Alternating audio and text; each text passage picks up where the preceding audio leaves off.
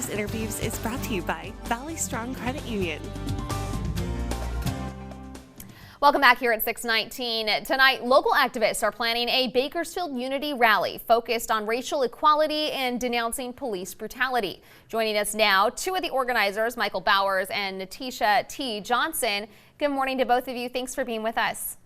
Good morning. Good morning, Maddie. Thanks for having us. So what's happening tonight and how is it different from the protests that we've seen in the streets of Bakersfield over the last 13 evenings? Well, tonight it won't be a march or a demonstration in front of a building. It'll actually take place inside, of course, using social distancing just to make sure and ensure that folks are safe. And then it will also be live streaming. So this will be something taking place at one of our historic African-American churches in Bakersfield, but it'll be an intimate setting inside, of course, using social distancing. What's the message tonight? Well, our message tonight is if you see something, say something.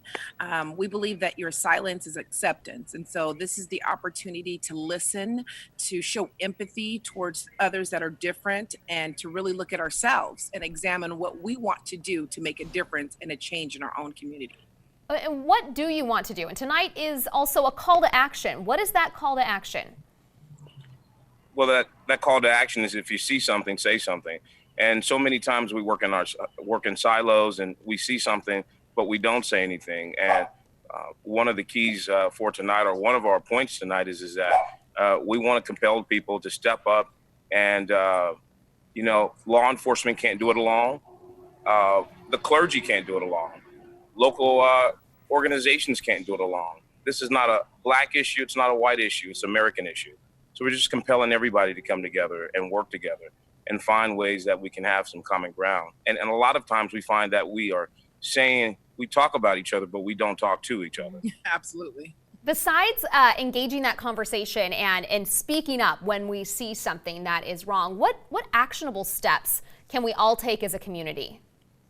Well, we should be able to ask ourselves, especially if we are in a position of hiring, are we hiring our minority groups? Are we looking at our representation? What are we doing in our own businesses, in our own homes, in our own communities? So we need to examine our home as well as our professional sites to figure out, are we actually the problem, and how we can find some type of solution. So your call to action could be, let me sit down with my own children and let me talk about what's happening in the nation, and let me examine to see if their thoughts are harmonious to what we want for our nation, for their future. So your call to action is really based on your personal agenda, but overall our theme is if you see something, say something. Mm-hmm.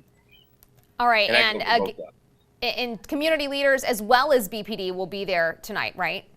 Yes, our chief will be there. We have a wonderful message from Dr. Sonia Christian. We have different leaders in the community that are calling to action what they will be doing in their own arenas and how to bring our community back together again. And it's those tough questions we have to ask, to examine self and make sure that we share that with others and actually use those words and put them to actions to contribute towards ending the racial injustice here in America. And what makes it super unique is that for the first time, we have industry leaders that are stepping up and speaking out. And so that adds a little fire to this, and it gives us an opportunity to be able to let them hear from us. Yeah.